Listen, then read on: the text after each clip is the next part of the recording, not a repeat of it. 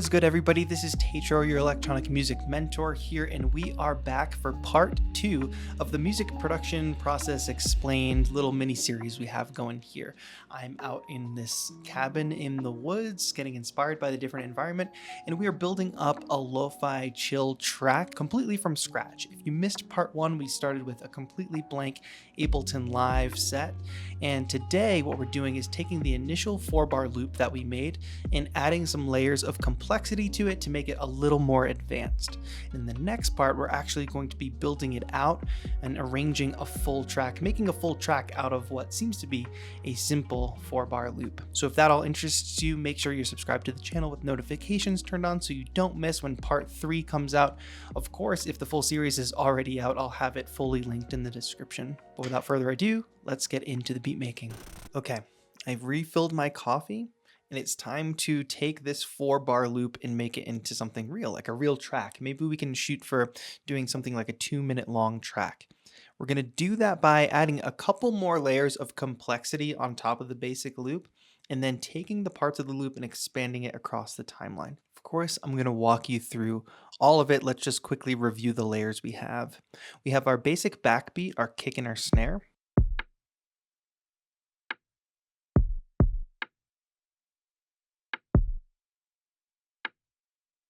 Then we've got a shaker loop on top of that. That's adding a little bit of groove. We've got our basic piano chord progression here that we got from the Unison free pack, and then we kind of added some notes, created rolled chords, brought the velocity down. We duplicated that to make a higher pitched reverb version.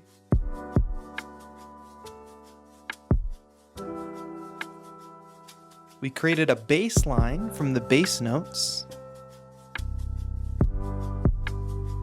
And we took that same chord progression, used a basic operator synth in Ableton Live, and added an arpeggiator to create this sort of melodic constant riff.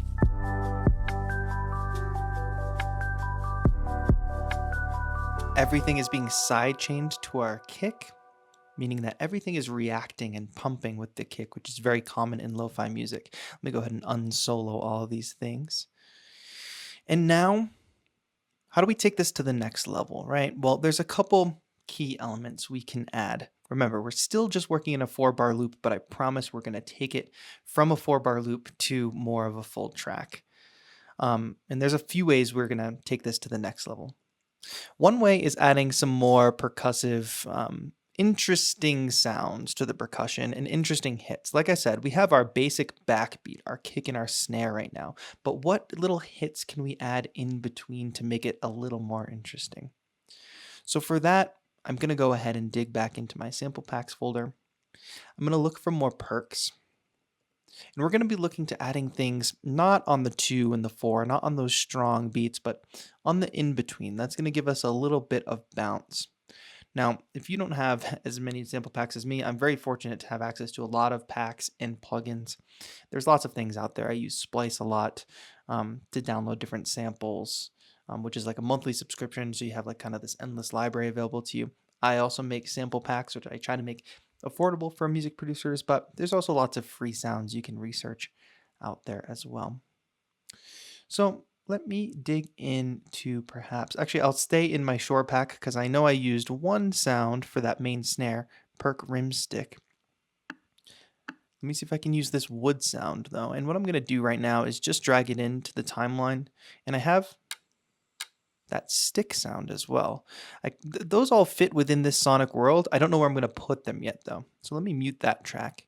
You notice that I'm putting each individual drum sound on its own track because I might want to mix them differently. I might want to pan them over to the left and right, all those sorts of things. So let's figure out a good pattern for this first sound. Sometimes I like to bounce off the snare and do an immediate hit after it. Let's hear how it sounds.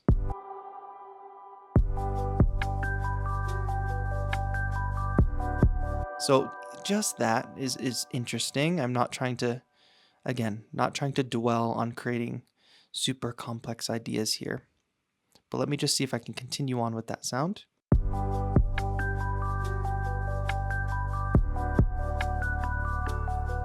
have that go a little faster. It's like a little rim shot, essentially.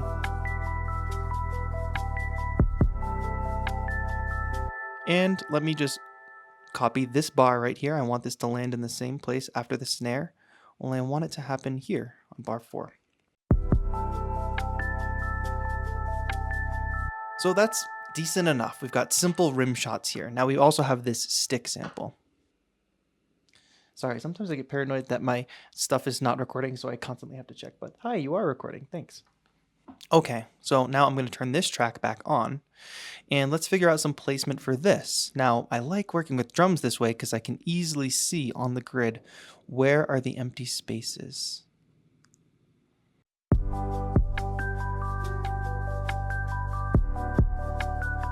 Not quite there. Let's do right before the snare hit. There we go.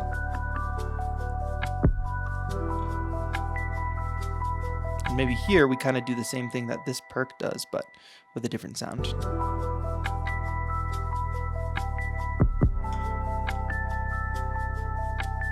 We'll put that there leading into that next snare. By the way, I keep referring to this as the snare. I just mean the element that's on that 2 and 4, the part of our backbeat. But speaking of snares, there's actually an interesting way we can probably use a more traditional snare sound.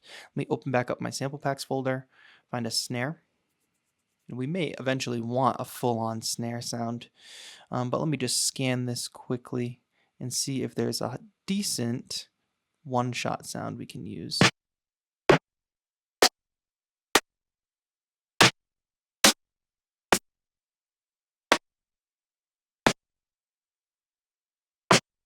Now, I'm hearing these sounds and I'm not understanding how they're going to fit in the track, or maybe that's what you're thinking, I should say.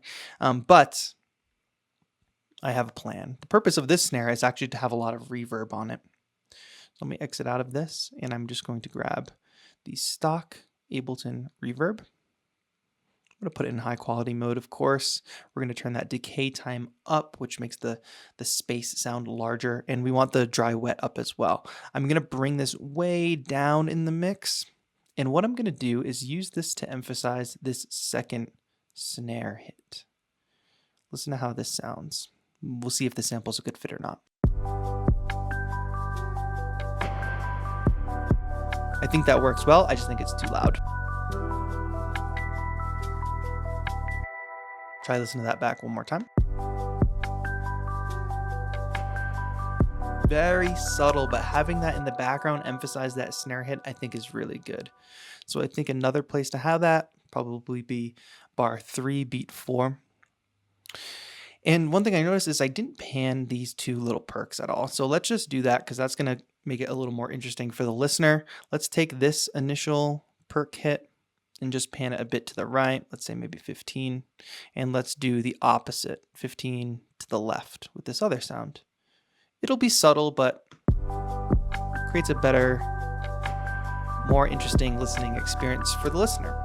This all said, I'm not really doing super intensive mixing right now. I'm listening to this through my JBL portable speaker, which makes it easier for recording video than wearing headphones. So that's the context there. But I would obviously do a thorough mix with headphones and on various types of speakers before putting this out. But I'm just doing some very basic mixing things as I go, making sure things are kind of the right level in relation to one another, and then doing some panning and stuff. Right, so now our drums are slightly more interesting, but I think the one thing we're probably missing is a solid hi-hat. So let me just grab that. I'm looking for a hi-hat loop or even a open hi-hat. But a hi-hat loop will drive us in a similar way that the shaker is, but just a little more focused. So let's try to find a nice, decent lo-fi hi-hat loop. That one's a little too electronic sounding for this track. A little too much frequency shifting. Yeah, some of these are a little too intense. You know, that does have an electronic sound, and I'm not sure if it'll fit, but I'm willing to give it a try. So I'm just dropping it in here. I'm I'm going to bring it down in the mix. It's already like a kind of a sharper, brighter sound, so I want to bring it down.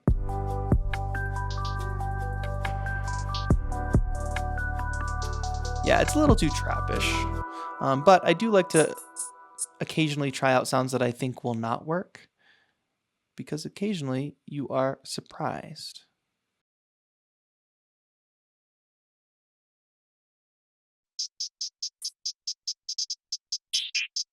Yeah, these have the same kind of thing going for them.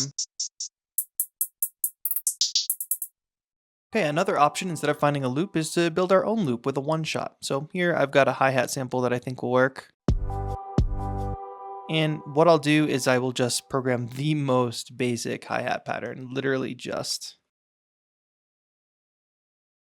like this. Duplicate. You know I'm doing that with the grid, of course, you can see.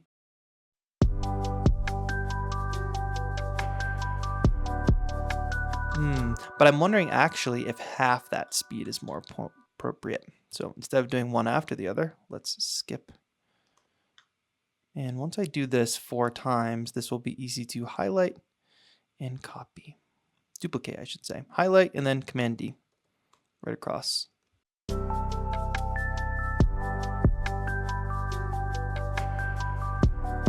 can kill the highs, even though there's not a ton of high frequencies in this.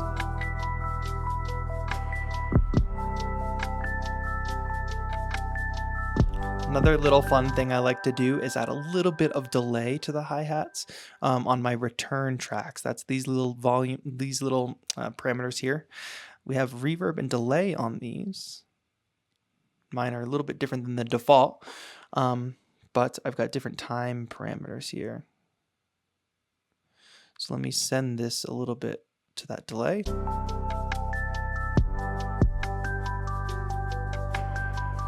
So now you hear it's adding those little additional hits in there, but they're kind of more natural sounding than just having the sample play one after another. One more thing I like to add to is an open hi-hat. And what I'll do for this is I want to lead into my snares with this.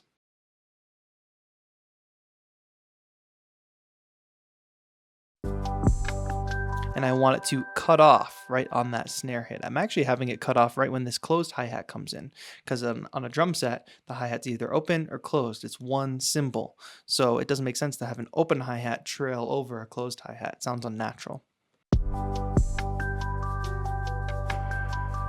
Let's find a couple other places for this to go.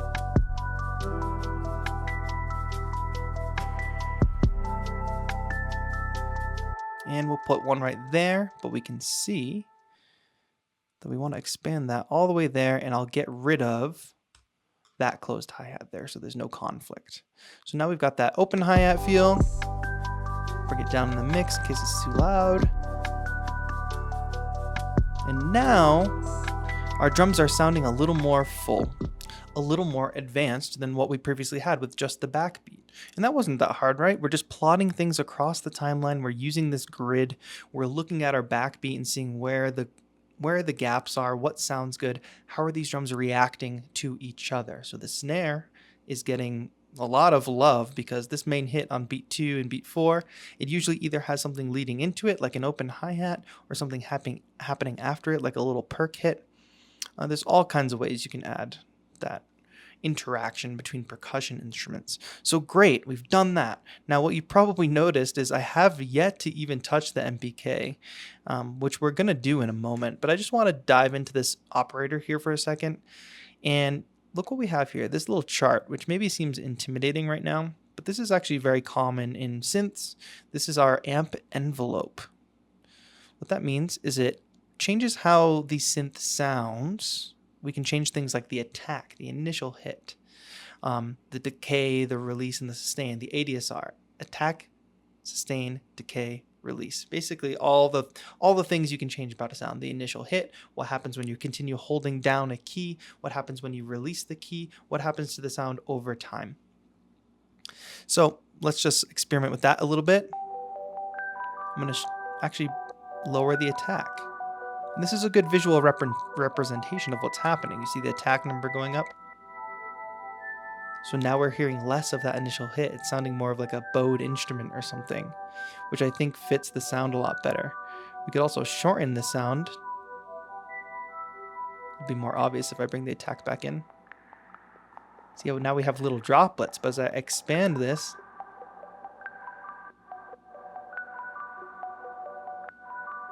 and as I bring that line up, the sustain is coming up too.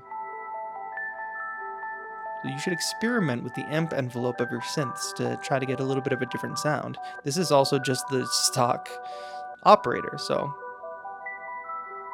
I'm excited to just edit it a little bit. And shaving off that attack separates it from the piano a bit, because piano, obviously, we hear the hard attack. The synth, we don't necessarily have to. Gives it more of a mystical sound almost. All right, but let's get into playing some actual notes on our MPK.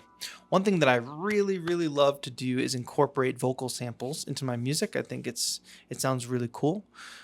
You will have your own taste. You want to add your own kind of instruments, but right now I'm going to add this simpler track. Well, not add it. I'm going to arm it so that I can play it with my keyboard, but there's no sample in it yet. So let's go into the sample packs folder and let's look up a vocal. And let's turn a vocal into an instrument. I'm looking for singular vocal samples that I can play. Arigato. These are like voice lines and sounds. I'm looking for a single note or something. Woo. But these would be helpful. Woo. Where are we going? Little, lines like anime style kind of lo-fi lines. But let's dig through. I'm sure I have some cool vocal acapellas or something. Not the exact style we're going for.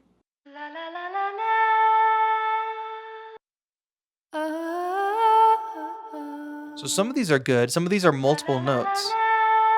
I think I can work with that one. I'm going to drag it into simpler. I don't want those notes leading up. I just want that last note.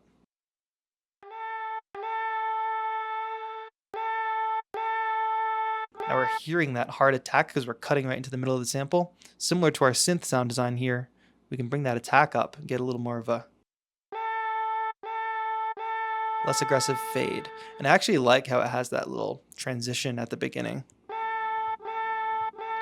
Now, one thing I need to do is, since we've just been listening and adding things into the DAW, I actually need to go to my preferences and turn my buffer size down so that I can play in real time. Now, you want to get this as low as you can to be able to play, your MIDI keyboard in. But usually I like to go around 128 is pretty safe. Of course, the more plugins you add, performance will, your CPU might get used a bit more. So you might have to freeze tracks, which we might run into because I'm also screen recording, which is super CPU intensive, but we'll cross that bridge when we come to it. Scooping lows out, that's just something I do. If this vocal sample doesn't need lows, I don't need to have lows in it. Now, as I go up the keyboard, the sample gets shorter and shorter. If I warp the sample, it'll time stretch it so it's uniform. But the further we get away from the original note, the more degradation of the sample you'll hear. So just something to be aware of. I'm going to tune this sample because if I can't just play this now. See, it says A major. We know that our track is in G major because that's the chord progressions we've been using. I just want to make sure that a C on my keyboard is a C in my ears, which is not always the case. So if I go to Audio Effects, under Utilities, and I find the tuner, and I put this here, if I play a C on my keyboard, as suspected, I hear an A. That makes sense because it's labeled A major. Let's go ahead and go to Controls, Transpose, and go up till we get to C. I don't mind that it's starting a little bit sharp. I think it should still sound fine. That'll sound pretty natural, I think. Let's just see how it goes. So now a C matches the C on my keyboard. I'm playing in G major. This track is in G major. So if I play a G major scale, we should sound pretty good over this beat. Now right away, as we start to play this, you notice that my CPU is jumping and we're getting a little bit glitchy. What I'm going to do is freeze the piano tracks for now. I'll freeze all these synths that we're actually not using at the moment. I'm just going to right click, having selected them all, press freeze, and now it's not running the plugin the whole time. It's just basically giving us audio without having to completely flatten it and lose the freedom we'll have to go back and edit the plugin later if we want. Just freezing it for now. CPU difference went from 70 to 16%. So that'll happen once you lower your buffer size and you have multiple plugins running, and if you're screen recording like me especially.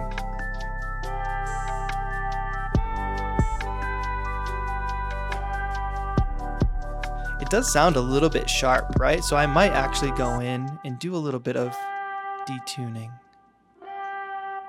Oh, not too much though. I don't want it to dip flat. Good. And I'm going to add a bunch of reverb to this anyway, shave off some highs to give it that lo-fi quality. Just like we talked about with attack, decay, sustain, release, if I want that note to continue after I lift off the keyboard, I can bring up the release.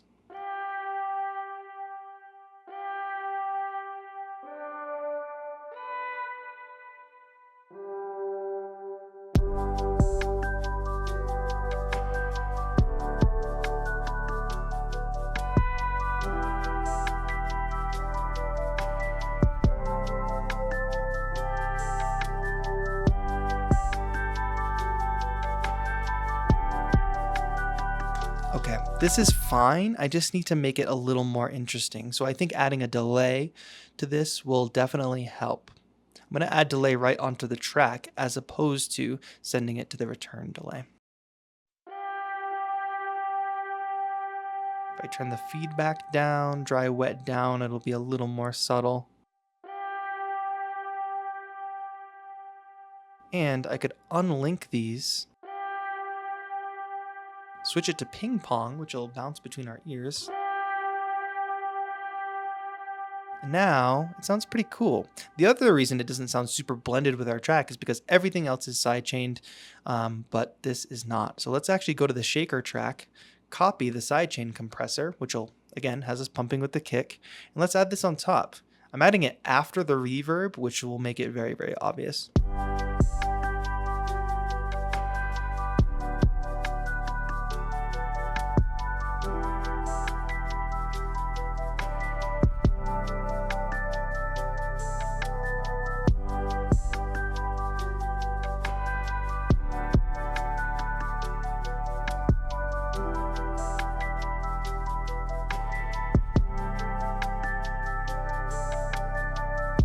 I really like that idea that I just played, but I did not press record. So what do I do? Well, I can hit capture MIDI. And just like the FBI, Ableton Live is always listening. So it has recorded what I just played in, which is very convenient. Now notice this is not quantized. I can, of course, quantize it, and all these notes over here are what I played right before this phrase. So I could go back and get that too. But I can select all these notes, hit Command-Shift-U, which gives me my quantized settings. And I can quantize to 16ths. I think quantizing to eighths is good enough for this pattern. And you notice my amount is set to 70%. This is lo-fi chill music. It doesn't have to be locked to the grid. So let's leave it at that. And it will quantize everything, get it closer to the grid, but not exactly every time on the grid.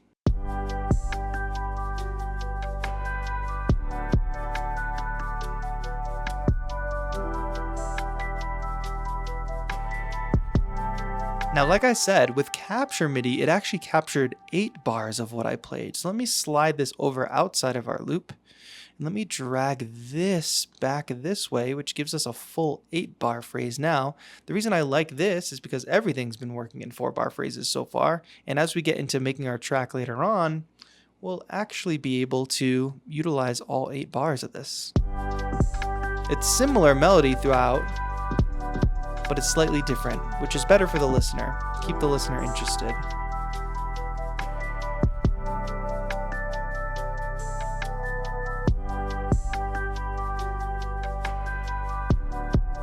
Okay, this is a very minimal beat so far, and I think I'm probably going to keep it that way for the purposes of this video. One more element that I think is really nice to add in this style of music is a field recording, which kind of sets the mood. Now, you can go outside in your yard and film something. Maybe you live in the city, go out on your fire escape and record the sounds of your city, record the rain, whatever it may be.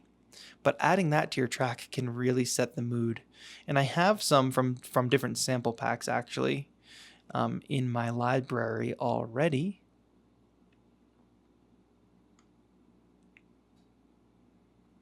Ambient field recordings, here we go. And I think for this one, I'm going to add some rain. Now that's very loud. We're obviously going to put it in our track and bring it way down. Just dropping this into an audio track, bringing that volume down, getting lows out of there. Even lower than that. Now maybe this is actually, maybe this needs birds instead. I'm thinking about the mood of the track, right? Let's do birds. Just birds and church bells. I'll go with just birds for now. Oh, not parrots like that though. Birds and cars. Maybe it sounds more like a spring day, you know? Because this track is actually a little more driving than I expected. It's not that sad, moody lo-fi.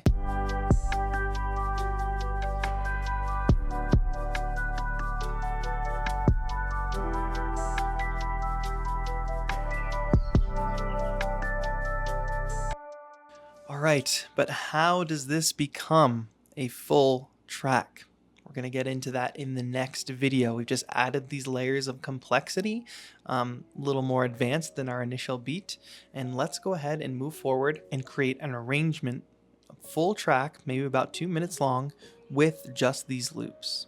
All right, so this was a crucial step into making a slightly more advanced track. You know, we're still in that 4-bar loop phase, but in the next part, we're going to take it and flesh it out into a fully arranged track and even add a few more layers into it. You might have noticed I haven't touched the Akai and BK too much in this video, but as we continue on, we're going to add more layers, and you'll see how that all plays into the arrangement process and the process of actually finishing the track, which I know a lot of people struggle with. So make sure you're subscribed with notifications turned on so you don't miss part 3. If part 3 is already out, I've linked it in the description. But thank you all so much for watching. This has been TAETRO, your electronic music mentor. Have a good one.